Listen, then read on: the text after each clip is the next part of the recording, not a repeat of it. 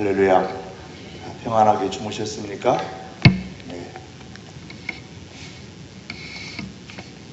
벌써 성회가 새벽으로는 오늘 이게 마지막 시간인데요. 이 아침도 주님께서 주시는 말씀을 통해서 여러분과 함께 은혜 나누고자 합니다. 호가 호이라고 하는 고사성어가 있습니다. 중국 고대 전국시대에서 나온 고사성어입니다. 문자의 뜻은 여우호, 빌릴까, 호랑이호, 위엄위, 호가 호위라는 사자성어입니다. 풀어보면 여우가 호랑이의 위세를 빌린다 하는 뜻입니다. 이 고사성어가 생기게 된 우화가 있습니다. 이 산중에 많은 동물들이, 짐승들이 살고 있는데 하루는 호랑이가 이제 배가 고파서 먹이를 찾는데 여우를 만나게 되는 것이죠.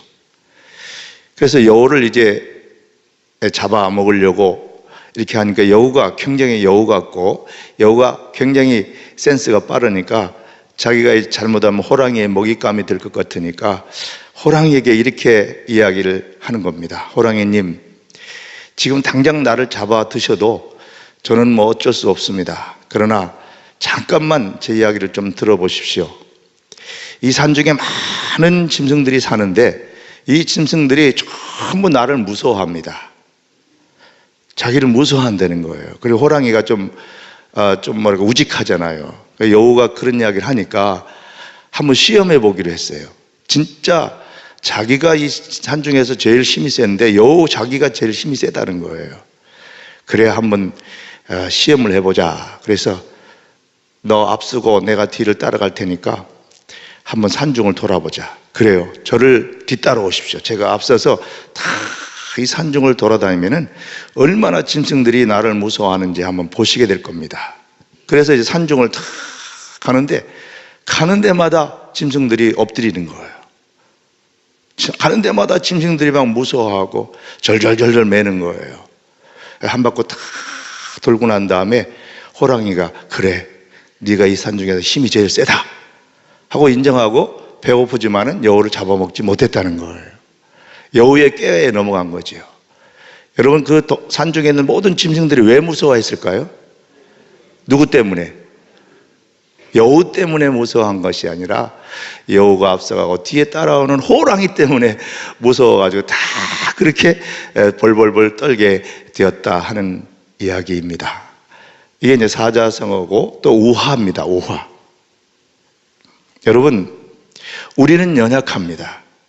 그러나 우리 뒤에 계신 분 누구예요? 전능하신 하나님이십니다.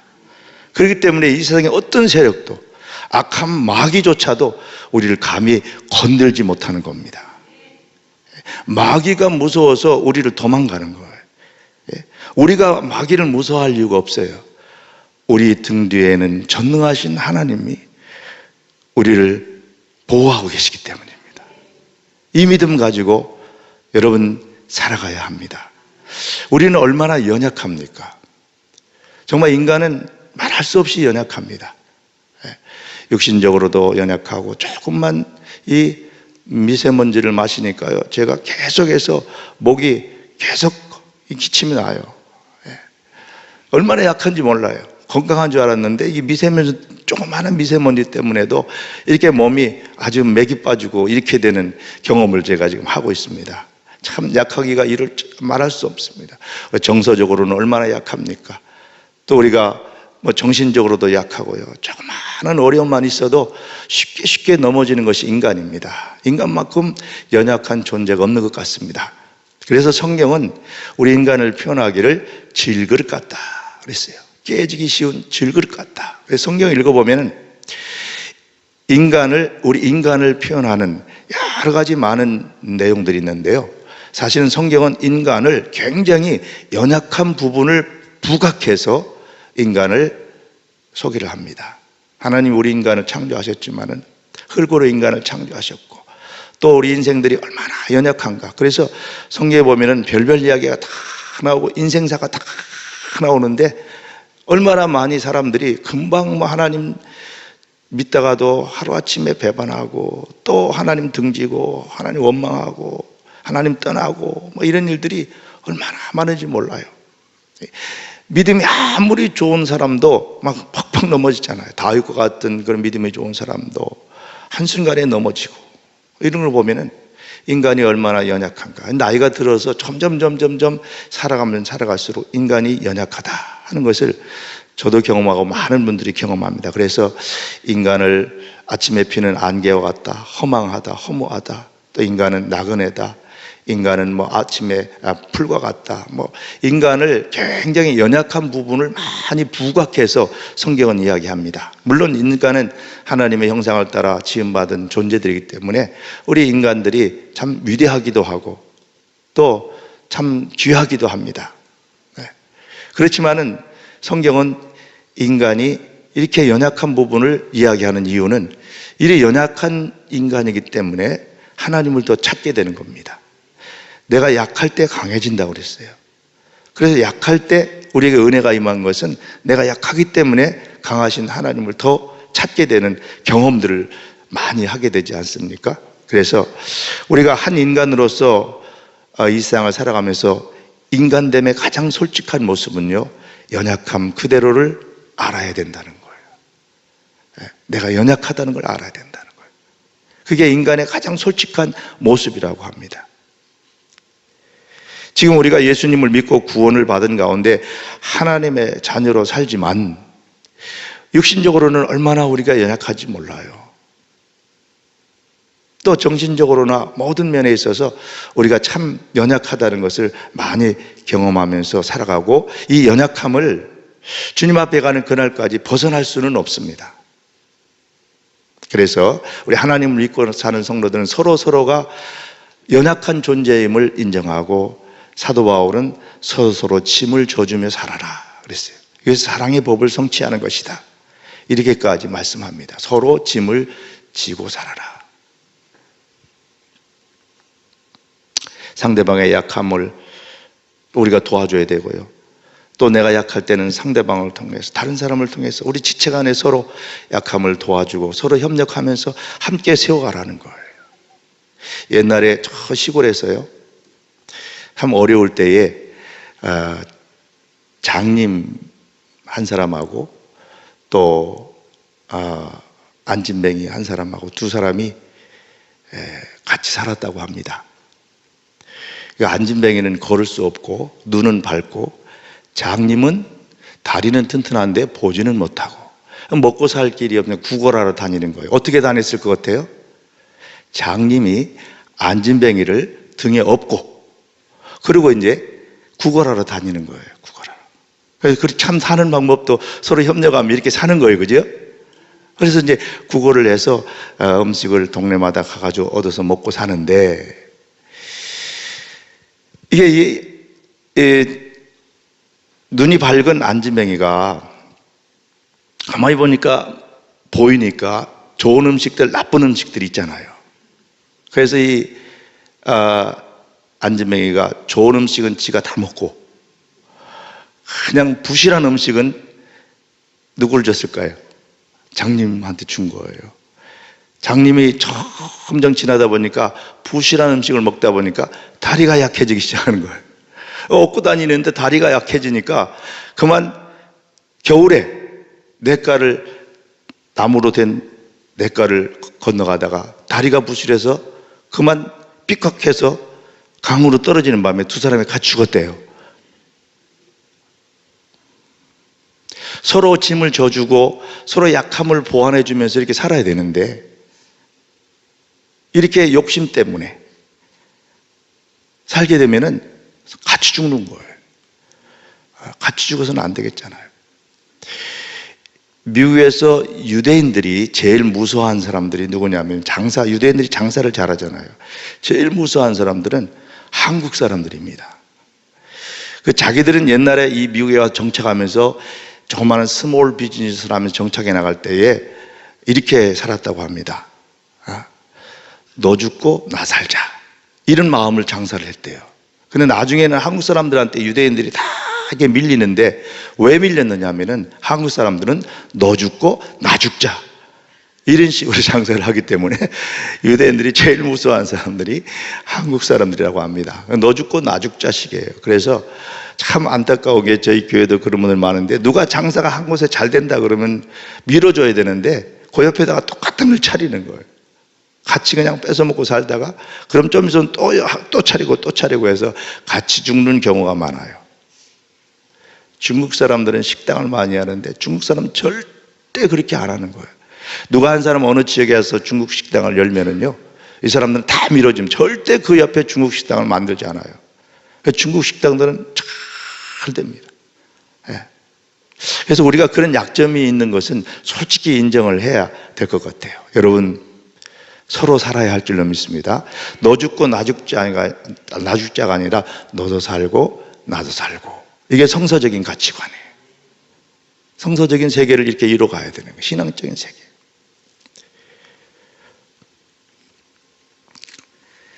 우리가 하나님을 믿고 살지만은 살면 살수록 한 인간으로서 연약함을 더 실감하게 됩니다. 그러므로 우리는 피차 서로 연약함을 인정하고 그리스도 안에서 서로 짐을 져주는 자세로 살아가야 합니다. 갈라디아서 6장 2절에 보면은 여러분은 서로 짐을 짐으로써 그리스도의 사랑의 법을 실천하십시오. 사도 바울은 이렇게 권면했습니다.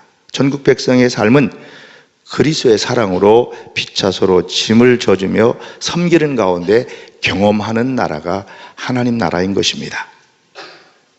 이런 우리 연약함을 가장 잘 아시는 분이 누구실까요? 하나님이시죠. 하나님께서 우리 연약함 너무 잘 아십니다. 우리의 폐부를 들여다보시고 인생을 제일 잘 아시는 분, 나보다도 나를 더 잘 아시는 분이 하나님이십니다. 우리는 흔히 내가 나를 제일 잘한다고 생각하지만은 많은 사람들이 자기가 자기를 제일 모르는 경우가 많아요. 그래서 가장 우리가 위험한 삶은 나를 모르는 삶이에요. 그래서 늘 우리는 하나님 앞에서 나 자신을 알고 우리 연약함을 인정하고 나를 가장 잘 아시는 하나님을 의지하고 살아야 하는 겁니다. 오늘 말씀에도 보면은 성령님께서 우리를 제일 잘 아시는 분으로 나타나고 있는 걸 볼 수 있습니다. 성령님께서 누구보다도 우리를 잘 아시는 분이 하나님이시고 그의 영이신 성령님이십니다. 특별히 오늘 말씀에 성령이 우리 연약함을 도우시나니 그랬는데 성령이 우리 연약함을 잘 아세요. 그래서 늘 성령님은 우리를 도우시기를 원하시는 거예요. 어느 순간 어느 상황 속에서도 우리를 도우시기를 원하시는데 오늘 말씀도 그렇게 선포하고 있지 않습니까? 우리 연약함을 도우신다. 여러분, 이 말씀이 얼마나 좋습니까? 우리를 도와주시는 분이 계시는데 누구시라고요? 성령님이 우리를 도와주신다는 거예요. 특별히 우리 연약한 부분을 성령님이 도와주신다 이렇게 말씀하고 있습니다. 하나님께서는 지금 보혜사 성령님을 통해서 하나님의 백성들, 육신을 입고 살아가기 때문에 하나님의 자녀가 되었지만 연약함을 그대로 가지고 살아가는 저와 여러분을 지금도 끊임없이 그리고 영원히 세상 끝날까지 우리를 도우시고 함께 하시는 분입니다. 이것만 알아도 복인 줄로 믿습니다. 이것만 알아도 정말 우리가 담대하게 살아갈 수 있는 것입니다. 하나님의 영이신 성령님께서는 이미 창세전부터 삼위일체로 사역하시면서 우리가 과거에 하나님을 알지 못하고 살 때부터 우리를 도우셨어요. 우리가 하나님을 알지 못하고 하나님을 거역하고 하나님과 원수되어 있는 그런 상태 속에서도 하나님은 우리를 도우셨습니다. 나의 죄인됨을 알도록 도우시고 그리고 그 죄로 영원히 저주받는 인생을 살다가 멸망받아 지옥에 떨어질 것을 아시고 우리를 도우셔서 이렇게 예수님을 알게 하시고 구원의 도리를 알게 하시고 하나님을 믿게 하시고 천국을 알게 하시고 내세를 알게 하시고 그래서 하나님 믿도록 인도하신 분이 하나님의 영이십니다. 내가 믿은 것 같죠? 내가 선택한 것 같지만은요, 절대로 여러분 우리가 선택해서 예수님 믿는 게 아닙니다. 여러분 교회도 여러분이 선택하신 것 같죠? 여러분이 선택하셔서 이게 오셨습니까? 누가 선택해서? 하나님이 뜻이 있어서 여러분을 부르셔서 선택하셔서 예수마을교회 교인이 되게 하신 줄로 믿습니다. 여러분, 이런 믿음을 가지고 살아야 여러분 교회 생활 잘할 수 있어요. 내가 선택했다라고 생각하는 사람은요, 내가 싫으면은 떠나버리고 말아요. 내가 싫으면. 그러나 내가 선택한 것이 아니라 하나님이 선택하셔서 나를 부르시고 구원하시고 이 시대에 필요하셔서 이 자리에 있게 하셨다는 믿음을 가진 사람은 어떤 어려움이 있어도 절대로 여러분 떠나지 않습니다. 이런 믿음으로 우리가 살아야 되는 것이죠. 하나님이 이렇게 우리에게 미리 앞서서 우리를 구원하시기 위해서 이렇게 하나님께서 우리를 도우셔서 결국 우리가 하나님의 부름을 받고 하나님의 자녀가 되는 거죠. 그래서 이 신학적으로 이것을 선제적 은총이라 이렇게 이야기합니다. 하나님이 앞서서 우리를 이렇게 인도하셔요. 누구를 통해서 예수 믿었든 누구를 통해 인도받았든 그게 다 하나님의 선제적인 은총으로 말미암아 우리가 하나님의 도우심으로 하나님의 선택하심으로 구원도 받게 된 것입니다. 이게 얼마나 놀라운 하나님의 도우심이고 성령님의 도우심인지 모르는 겁니다. 그리고 지금도 나와 함께 하시며 세상 끝날까지 나와 함께 하시어 힘과 용기를 주시고 위로와 평안으로 인도해 주시고 은사를 주심으로 하나님의 비전과 사명을 감당하도록 여전히 역사해 주시고 도와주시고 하나님의 자녀답게 살도록 항상 옆에서 곁에서 함께 하시고 도우시는 분이 우리 성령님이십니다. 할렐루야.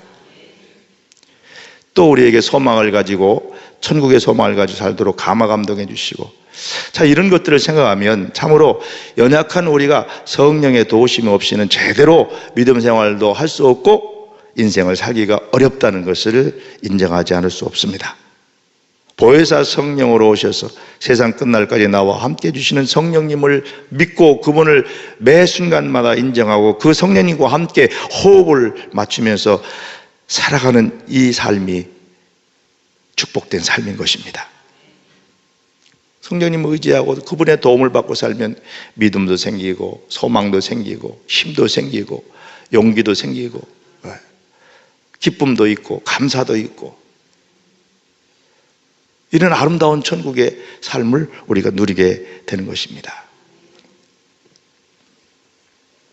사도 바울이 그런 고백들을 많이 했지 않습니까? 내가 약할 때, 앞에도 말씀드린 대로 내가 약할 때 강해지는 경험들, 그 다 성령님이 인도하시고 도우셔서 자기가 그 모든 연약함을 극복하고 내 은혜가 내게 족하다, 육신의 가시로 약할 때도 성령님이 도우셔서 그것도 은혜라고 받아들이는 위대한 믿음의 삶을 살아내는 겁니다.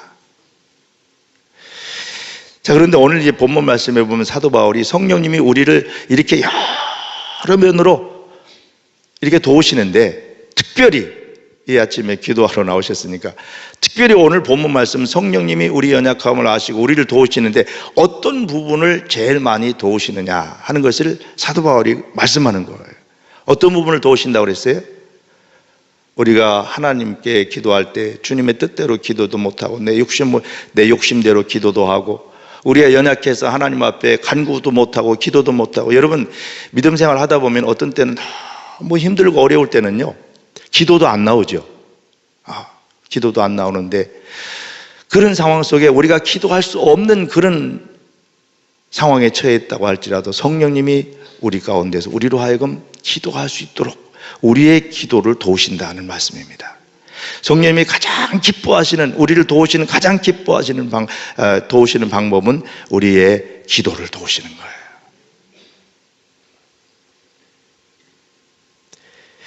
좀 성령님께서 다른 면으로 도와주셨으면 좋겠다는 생각이 있습니다. 누가 나를 막 욕하면은 그냥 성령님이 그 사람의 입을 팍 막아주든지, 아니면 누가 나를 막 괴롭히고 막 그러면은 그냥 그 자리에서 꼬꾸라지게 만들든지 막 이런 식으로 나타나게 도우시면 얼마나 좋을까. 성경은 그런 부분이 별로 없습니다. 성령님은 하나님 그렇게 일하시는 분이 아니더라고요. 정말 내가 죽을 것 같은 그런 상황에 처했을 때에 성령님이 금방 눈에 보이게 그 상황을 팍 바꿔주는 그런 일들이 성경에 별로 없어요. 어떻게 하실까요? 기도하게 하시는 거예요. 그리고 우리 기도하지 못할 때 우리로 하여금 주의 뜻에 합당하게 기도하고 기도할 수 있도록, 심지어는 어디까지? 주님, 내 뜻대로 마옵시고 아버지의 뜻대로 하옵소서라고 하는 기도의 자리까지 나가서 영적으로 승리할 수 있도록 우리의 기도를 도우시는 분이 성령님이신 것입니다. 그래서 신앙생활을 하다 보면은요, 우리가 이런 음성을 들을 때가 많습니다. 저도 많이 경험을 했습니다. 이민 목회하면서 이민 목회가 얼마나 힘든지요. 저도 산전, 수전 다 겪었어요. 공중전, 해상전, 육상전 다 겪었어요. 얼마나 많은 영적 싸움을 하면서 30년 이민 목회를 해왔는지 돌아보면은요, 참 생각조차 하기 싫은 일들이 많이 있었습니다. 고소를 당하기도 하고, 사도 바울처럼 감옥에 갇히는 일은 없었습니다만 고소를 당하기도 하고 배반을 당하기도 하고, 그렇지만은 돌아보면은 그 순간순간마다 하나님께서, 성령님께서 나로 하여금 엎드리게 하신 거예요. 엎드리고 기도할 때에, 엎드리고 기도할 때, 눈물로 기도할 때, 미운 사람이 또 사랑스러워 보이기도 하고, 또 그렇게 힘들고 어렵게 하던 사람이 기도해라, 기도해라 해서 기도하면은 불쌍해 보이기도 하고, 그런 마음으로 자꾸 바꿔주셔서 그 순간순간을 이겨나가도록 인도해 주시는 분이 성령님이신 겁니다.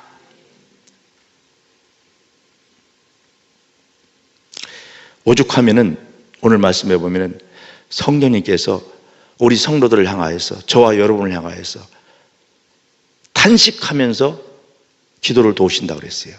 이 탄식이라는 말은 다른 말로 번역하면은 제발 기도하거라 하고 성령님이 우리를 위해서 막 빈다는 말씀입니다. 얼마나 성도들이 기도하지 않으면은 탄식하시겠어요. 제발 기도해라. 그래서 신앙생활 하다 보면 기도해라, 기도해라, 기도하면 된다, 이런 음성을 여러분 계속 듣게 되는 거예요.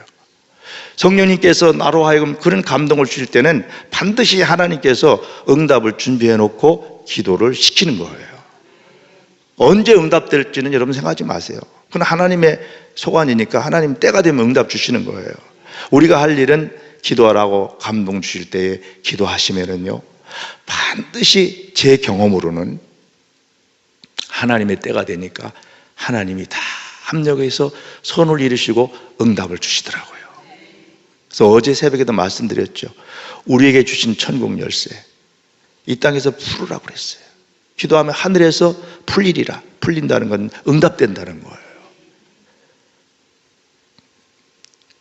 이게 기도의 위력인 것입니다. 그래서 한참 이제 성도님들이 많이 그런 질문하면, 목사님 내가 그렇게 기도를 열심히 기도를 하고 1년을 기도하고 2년을 기도하고 했는데도 하나님은 꿈쩍도 안 하십니다 하면서 고민이, 하나님은 침묵하시는 분인가 봅니다. 그런데요, 기도는 언제까지 하는 줄 아십니까?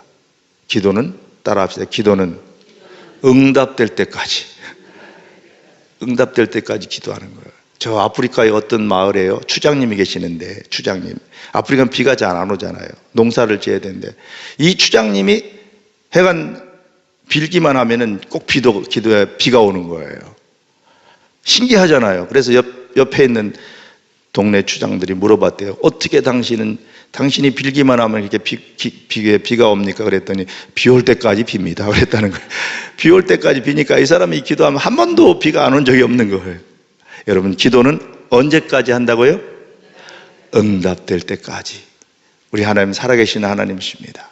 하나님 반드시 하나님의 자녀들이 부르짖는 기도를 하나님 거절하지 않으십니다. 하나님의 때에 다 이렇게 응답 주시는 것입니다. 때로는 우리가 아무리 기도해도 환경이 변하지 않고 어려운 문제는 그대로 있고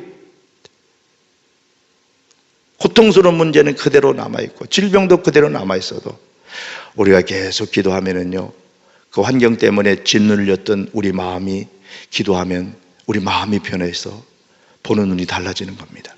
환경은 그대로 있고 현실은 그대로 있어도 기도하면 먼저 우리 마음이 변화되어서, 기도하기 전에는 환경이 두렵고 문제가 문제로 보이고 그랬는데 기도하고 나면 문제가 문제로 보이지 않는 거예요. 기도하고 나면 그 환경이 크게 보이지 않는 거예요. 그 문제를 해결해 주시는 하나님이 크게 보이는 거예요. 이게 기도의 위력이고 기도의 능력이에요. 내 내면이 먼저 변화되는 거예요. 그렇기 때문에 성령님은 말할 수 없는 탄식하심으로 우리에게 기도하도록 우리를 도우시는 겁니다. 그래서 기도는 이처럼 우리 믿는 자들의 연약함과 매우 깊게 연관되어 있는 연결고리이기 때문에 무엇보다도 보혜사 성령님은 우리의 기도를 도우시는 것입니다. 성령께서 여러분의 심령에 기도해야 된다, 기도하라 하고 감동을 주시고 음성을 들려주실 때에 아무리 바쁘고 아무리 어렵고 아무리 힘들어도 기도의 자리에 나와서 기도하세요. 물론 우리는 기도는 뭐 집에서도 할 수 있고 또 뭐 차에서도 할 수 있고 어디서도 다 할 수 있죠. 식사 때도 기도해야 되고. 제가 롯데 호텔에 있으면서 이렇게 보니까 쌍용 그룹 빌딩이 있더라고요. 그때 제가 서울에서 부목사 할 때 그 쌍용 그룹의 그 제일 꼭대기 가가지고 이 쌍용 그룹 신우회에 아침 한 달에 한 번씩 아침 예배를 인도한 적이 있어요. 왜냐하면 그때 쌍용 그룹의 기획실에 있던 기획실장이 그 제가 부목사하는 그 교회의 집사님이셨고, 그래서 그분 때문에 이제 인도를 갔는데, 이분이 굉장히 신실한 신앙인인데 항상 이렇게 윗사람들이 뭐 주일날 되면 골프하러 가자 그러면은 절대 골프 안 가는 거예요. 그러면서도 참 나중에 이사까지 한 거 보면 대단한 분이죠. 그분이 간증이에요. 자기가 이 쌍용 그룹에 처음 들어가서 입사해가지고 처음에 이렇게 식사를 그 자기 부서원들이 갔는데 이 예수 잘 믿는다는 이야기를 듣고 이 선배들이 놀렸다는 거예요. 뭐라고 놀렸냐면 식사 시간에 같이 점심 먹으러 나가잖아요. 그 가까운 식당들이 많으니까. 그러면 이제 이 사람은 항상 가서 먼저 기도하는 거예요. 식사 시간에 음식이 나오면은 다 동료 부서원들끼리 앉아서 기도하고 식사하고 이러니까 이 과장이 좀 그 예수 안 믿는 사람이었나 봐요. 짓궂은 일을 한 거예요. 기도하고 나면은 놀리려고 밥 나오는 뭐 국밥 그런 걸 감춰버리는 거예요. 기도하고 나면 자기 밥이 없는 거예요. 그래서 이렇게 나를 놀리는데 목사님이 이거 어떻게 해야 됩니까? 그래서 제가 뭐라고 가르친지 아세요? 다음부터 기도할 때는 국그릇을 붙들고 기도하라고 그랬어요. 국그릇을 붙들고 기도하라고 그랬더니 진짜 그렇게 했더니 밥을 먹게 됐다는 거 우스운 이야기를 했는데, 그러니까 여러분 이 기도하라고 감동 주실 때는요, 약간 여러분 머무르지 말고 계속해서 기도하시면은 하나님께서 이렇게 좀 재밌는 이야기, 재밌는 일도 있게 하시는 거예요. 우리 믿는 자들이 나와 함께 하시는 보혜사 성령님의 도우심으로 기도하게 되면 결국 어디까지 영적으로 승리하도록 하시느냐 하면은요, 앞에서 말씀드린 대로 여기 주의 뜻대로 기도하도록까지 인도하신다고 그랬어요, 성령님이. 그러니까 찬송 많이 하죠. 내 주여 뜻대로 행하시옵소서. 내 뜻은 사라지고 하나님의 뜻만을 쫓아갈 수 있는 자리. 아버지 내 원대로 마옵시고 아버지의 원대로 하옵소서. 여러분 기도의 가장 최고의 절정, 기도의 가장 최고의 자리는요, 가장 성숙한 가장 깊은 기도의 모습은 여기까지 가는 거예요. 그래서 기도를 계속하고 또 우리가 내 욕심을 이루기 위해서 기도를 해도 때로는 내가 내 뜻을 위해서 그렇게 기도를 해도 결국은 계속 기도하면 성령님이 어디까지 도우시냐면은 우리가 나중에 깊이 기도하고 하면 예수님이 아버지 내 원대로, 예수님도 어떻게 하셨어요? 이 잔을 내게서 좀 떠나가게 해달라고 그랬잖아요. 그건 예수님의 개인적인 생각이시죠. 그러나 아버지 내 원대로 마옵시고 아버지 원대로 하옵소서. 여기까지 가는 겁니다. 여러분의 기도가 이런 자리까지 이룰 수 있게 되시기 바랍니다. 내 뜻이 아니라 아버지의 뜻대로 이루어 주옵소서. 거기까지 가면은요, 자유하더라고요. 자유해요. 어떠한 일 앞에서도 자유하더라고요. 재밌는 이야기 했습니다. 신부님이 서울에서 기차를 타고 부산을 가는데 한참 가다 보니까 옆자리에 할머니가 타셨어요. 할머니 타셔가지고 신부님 옆에 앉아가지고 막 이렇게 기대고 주무시면서 침을 이렇게 막 줄줄 흘리면서 주무시는 거예요. 그때 이 신부님이 뭐라고 하셨겠어요? 아버지, 시험에 들지 말게 하옵소서. 이렇게 기도를 했는데, 부산에서 이를 보고 올라오시는데 이번에는 옆자리에 예쁜 아가씨가 타서 아가씨가 기대고 잠을 자더래요. 그래서 신부님이 뭐라고 했냐면 주여 뜻대로 하옵소서, 그렇게 기도했다는 이야기가 있습니다. 사람들이요 다 기도하면서 다 자기 중심으로 기도하지 주의 뜻대로 위해서 기도하는 경우가 그렇게 많지 않은 경우가 많은데요, 여러분 이 교회 성도님들은 다 내 원대로 마옵시고 아버지 원대로 하옵소서, 내 뜻대로 하지 마옵시고 아버지의 원대로 하옵소서, 여기까지 기도할 수 있는 그러한 기도의 용사들, 기도의 깊은 경지에 이르는 성도들이 되시기를 주님의 이름으로 축원합니다. 이기적인 기도로 시작을 했어도 속상해서, 너무 속상해서 그러세요. 속상하면은, 속상한 일 있으시면은 아버지께 나와서 그 속상함을 다 풀으세요. 괜히 밖에 나가서 아무개 집사하고 수다 떨어봐야, 이민자들이 이게 영어도 잘 안 되고 한국 사람들은 많이 없고 하니까요, 이민자들이 이게 말이 마려워가지고 한 번 전화기 들으면 2시간이 보통이에요. 너무 말이 많아요. 교회 와서도 너무 말하고 싶으니까 이게 얼마나 답답하겠어요. 영어도 안 되는데 비즈니스 하면서 그냥 짧은 영어 가지고 비즈니스 하면서 미국 사람들하고 이렇게 상대하다가 일주일 내내 상대하다가 이 한국말이 마려워가지고 하여간 교회만 오면은 이게 말이 많은 거예요. 그래서 어느 교회나 이민교회 다 다녀보니까 특별히 남자들보다 여자들이 수다가 많잖아요. 그래서 BMW들이 많더라고. BMW. 목사님, BMW들이 많더라고요. 빅마우스 워먼, 이게 이제 BMW. 얼마나 말이 많은지 하여간 다 수다 떨다가 거기서 다 문제가 생기더라고요. 여러분, 혹시 답답한 일이 있고 누구한테 좀 이렇게 이야기할 일이 있으면 먼저 주님 앞에 나와서 기도로 주님께 다 아뢰시기 바랍니다. 속상한 건 또 아니고 다 주님과 아뢰고 나면은 주님께서 다 제일 많이 잘 들어주신 분은 우리 주님이십니다. 다 들으시고 계셨다가 우리의 영혼을, 우리 상한 감정을, 우리의 답답한 심령을 다 풀어주시고 자유함을 주시고 평안을 주시고 우리 마음속의 기쁨을 회복시켜 주시는 줄로 믿습니다. 성령님이 그렇게 도우시는 거예요. 그렇기 때문에 기도할 때 반드시 여러분 하나님 앞에 나와서 기도하면서 또 아울러서 말씀을 묵상하면서 기도하셔야 돼요. 그래서 기도를 30분 하면 성경도 30 읽다 보면은요, 기도 속에 성령님의 인도하심을 말씀을 통하여서 음성을 들려주시고 응답 주시는 경우가 많습니다. 이런 기도의 삶을 통해서 여러분 하나님께 영광 돌리고 기도 응답 속에서 승리하는 복된 여러분의 미래가 활짝 열려지시기를 주님의 이름으로 축원합니다. 반드시 하나님은 합력해서 선을 이루시는 하나님이십니다. 오늘 말씀에 사도 바울이 결론적으로 그런 말씀을 드리고 있지 않습니까?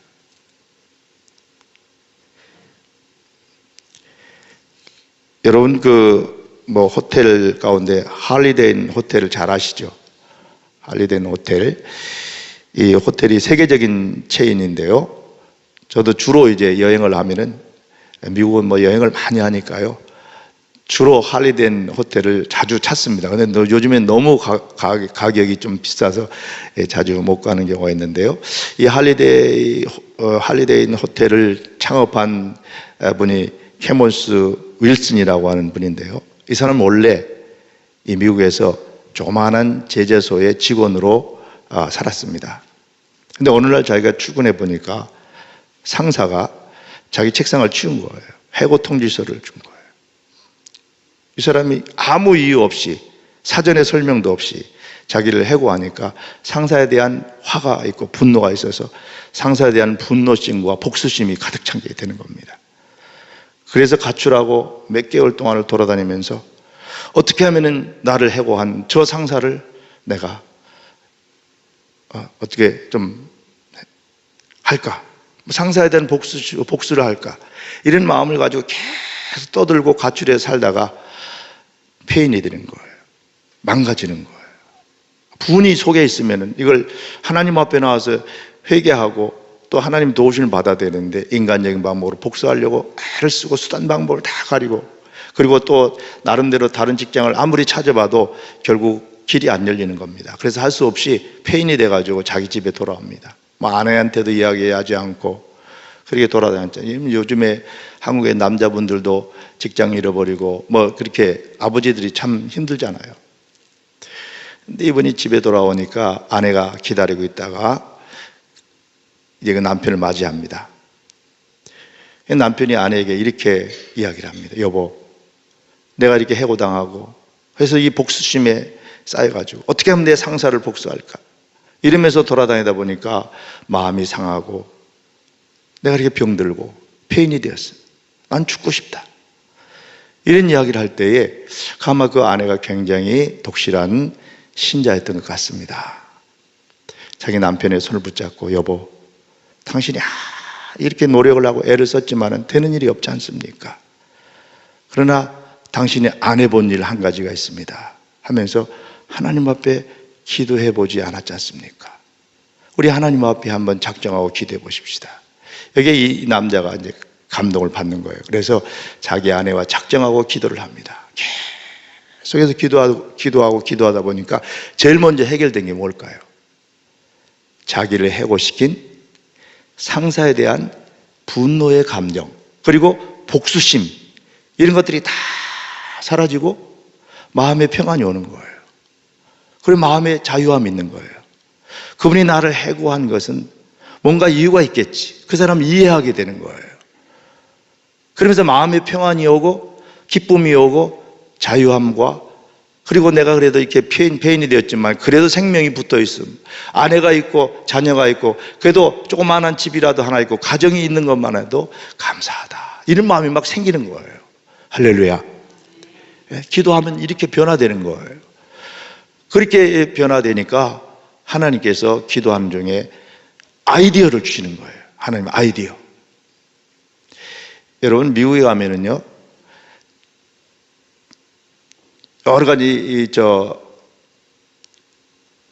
가스 스테이션 하는 회사들 있잖아요. 액션도 있고 텍사코도 있고 모빌도 있고 지금은 많이 이렇게 분할돼서 이 가스 스테이션 회사들이 많은데 원래는 딱 하나였습니다. 스탠다드 가스 스테이션, 스탠다드라는 오일 회사 하나가 있어요. 그 스탠다드라는 오일 회사는요 누가 만드냐 하면은 우리가 잘 아는 대로 이름을 잃어버렸네요. 유명한 미국의 그 신앙인이고 또 정말 그 미국의 부자 가운데 한 사람인데요. 이 사람이 젊은 시절에 사업을 시작해가지고 기도를 했어요. 막 기도를 하면서 하나님 내 사업을 참 잘 이렇게 일으켜서 참 세계적으로 하나님 나라를 위해서 쓰임받는 사업이 되기를 원합니다 라고 기도를 했는데 기도하면서 성경을 읽었어요. 성경을 막 읽다 보니까 이 모세가 어머니가 모세 살리기 위해서 어떻게 했죠? 갈대 상자에다가 뭐를 발랐어요? 콜탈, 요즘 말로 콜탈을 발라가지고 모세를 그 상자에 넣어가지고 나일강에 띄웠잖아요.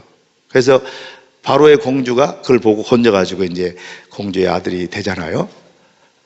그걸 읽은 거예요. 그걸 읽다 보니까 하나님 어떤 아이디어를 주셨냐면 기도하고 성경 읽다 보니까 아이디어를 주셨는데 물이 들어오지 않도록 갈대에다가 콜탈을 발랐다면은 그 나일강변에는 뭐 이상한 이런 물질이 있는가 보다.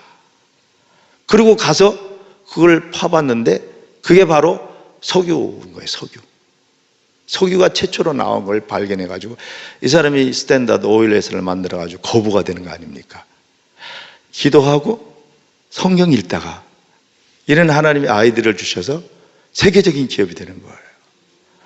그러니까 하나님께서는 한순간에 기도하는 사람을 통해서 말씀 붙들고 기도하는 사람을 통해서 이런 역사를 이루시는 거예요.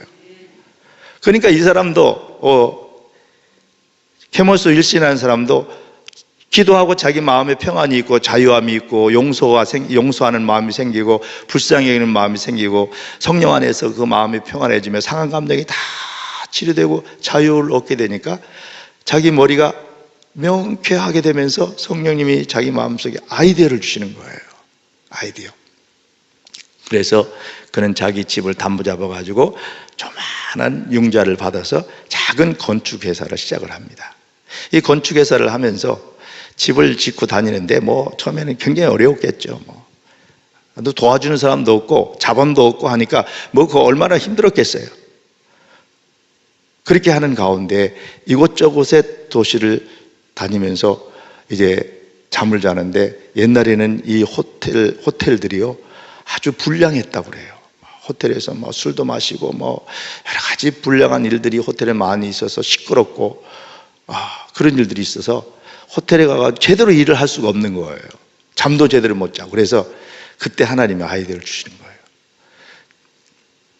많은 사람들이 사업과 앞으로 세계에 많은 사람 여행을 할 텐데 자기 집과 같이 편안하게 잠을 잘 수 있고 깨끗하고 정결하고 불량하지 않고 사람들이 정말 집 같은 분위기를 느낄 수 있는 그런 호텔을 하고 싶다 하는 그 마음을 주셔서 그분이 만든 것이 홀리데이를 만들어 가지고 전 세계적으로 보급을 하는데 홀리데이 호텔이 그래서요 굉장히 깨끗하고 주로 술 같은 것도 못 먹게 합니다. 잘 자기 집에 있는 것 같이 편안하게 하는 거예요. 그리고 이분이 그래서 아주 세계적인 기업이 되는 거예요.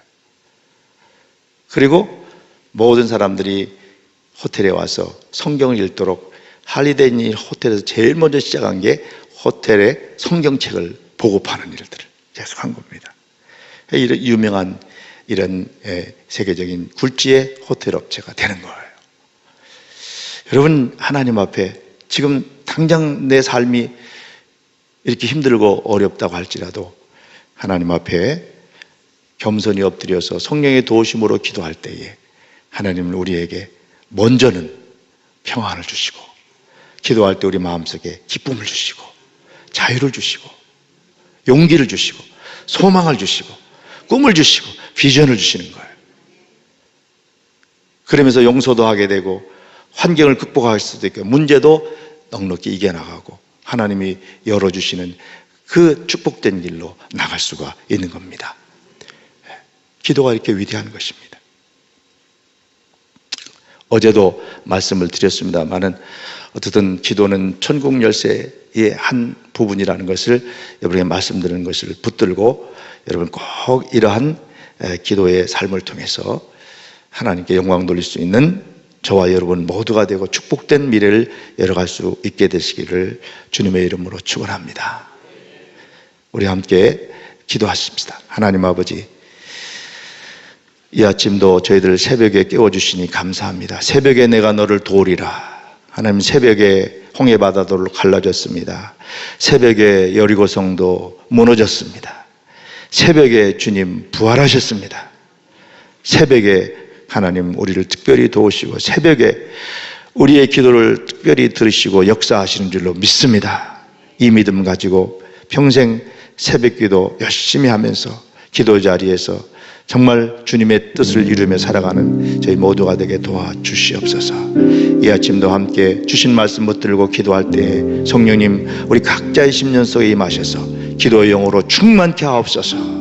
기도의 사람들을 다시 한번 굳건하게 세워주시옵소서. 그래서 우리의 미래가 주님의 뜻대로 기도할 때에 이전보다도 더 아름답고 하나님의 풍성한 축복 속에서 하나님께 영광 돌리는 축복된 도구들로 인도해 주실 줄로 믿습니다. 감사드리오며 예수님의 이름으로 기도하옵나이다. 아멘.